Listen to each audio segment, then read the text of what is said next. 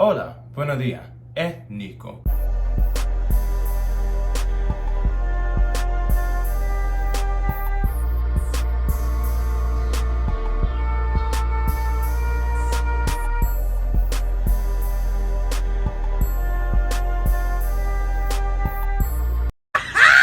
Where's the hood niggas? Hey, I'm looking for the hood niggas. Come on.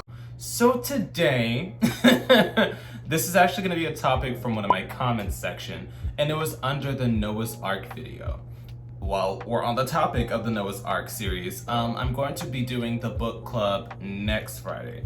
I'm going to drop that video just because I just finished watching the vids and I had to do a lot of editing on those kind of vids because they're like 20 to 30 minutes long, and people don't realize how how much work goes into like 20 to 30 minute long videos. It takes like an hour or two of editing, and I just do not have the strength tonight, but I need to make sure that I post by Friday. So essentially, we're going to be talking about the hood aesthetic. And somebody, comment before we get started. If you like this kind of content, make sure to follow me at patreon.com/Nicosaesthetics for weekly lives and multiple, videos per week. I'm also starting to do a podcast while recording on the live stream, so wait for that to drop. But back to the original topic. We're going to be talking about the hood/DL trade aesthetic. And I'll be able to give my own personal, opinions as well. Because I remember I originally slightly covered this when I talked about the interracial dating issue that a lot of people seem to have when the quote-unquote lame guy within our community dates out because no one else wants them. And this also applies to feminine men who date out. What do you mean by dating out? Who date interracially? A lot of people have a lot of backlash towards that because they believe in the race loyalty debate, even though we've seen time and time again that society holds certain archetypes of people physically on pedestals, such as the DL, trade, or hood dude. I want you to think back. I want you to think back when it became popular culture in the, gay, black, and brown scenes. When was the last time you saw somebody that was at the top of our popularity? Not current day, because as of now we have Lil Nas X and Santana, but they aren't seen as like hyper desirable to hood men or to the black populace in general. I've seen people tearing down Lil Nas X. I've seen people tearing down Santana. And I also wanted to interject that I just realized people do thirst after Lil Nas X, but when they do, it's usually when he's presenting himself as masculine and or flexing in the gym. But when he posts his photo ops where he's more blatantly feminine and or more playful with his pastel colors, he does not receive the same, "Oh daddy, ooh I want him, ooh he's so sexy." So he has a duality about him, but that's also because he's famous. Mostly because of their feminine representing.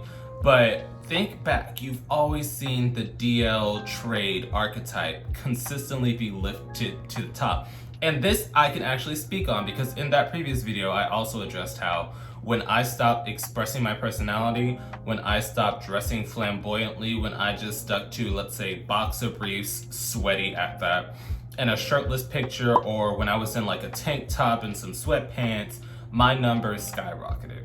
Whether it be follower count doubling, whether it be consistently getting 5 to 20,000 likes on a picture just because I stopped displaying that I was metrosexual. Nico, what do you mean? I say I'm metrosexual just because my femininity and my masculinity are pretty locked in tandem, meaning I can embrace both at either point. So I'm not hyper feminine, but I'm not hyper masculine. I tend to lean on the feminine just because it's more expressive and fun to actually embody, but I'm somewhere in the middle. So when I began to lean heavily on masculinity image-wise, when I would post my pictures, suddenly my numbers doubled. Suddenly I became viral. Suddenly I got a lot more followers. So I mean, I got to see it in real time. So when people say, oh, social pedestals aren't real, or if you just want to date a white man, just say that. Because a lot of people, I don't know, I've addressed this before, I've never dated a white person, I don't have anything against it, but people always assume that I date white people. They say based on the way that I look, but also on the way that I speak, which I find asinine because all I do is speak very articulately, I pronunciate a lot of words heavily.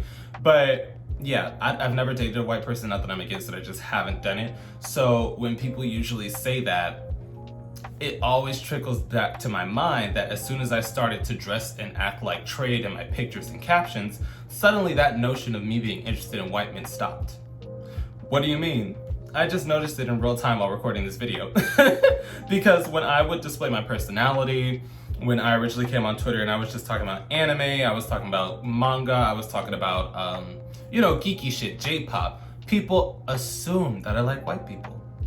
People started to become more accepting of my image, especially once I just disconnected my personality from it. So, like I said, I've gotten to see in real time that when you act a certain way, when you dress a certain way, etc., you will get more promotion. And I bring this up because it was in Noah's Ark where Chance decided to actively embody the hood aesthetic because his fiance, Eddie, cheated on him because he wasn't hood enough and he had a thug fetish.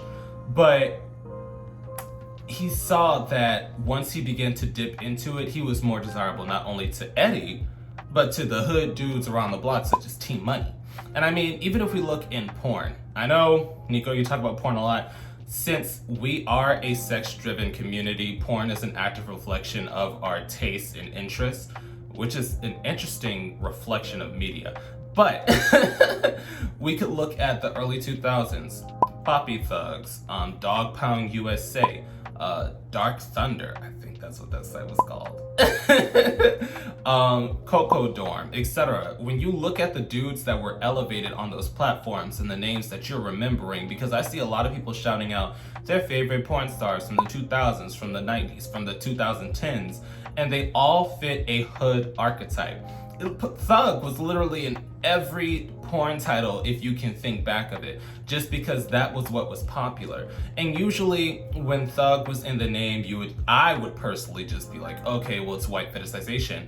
But the more that I hear people say, no, this is my favorite porn star, this is the company that they worked for, I realized that this wasn't just from the white gaze. This was an active thing within our culture that elevated a specific archetype.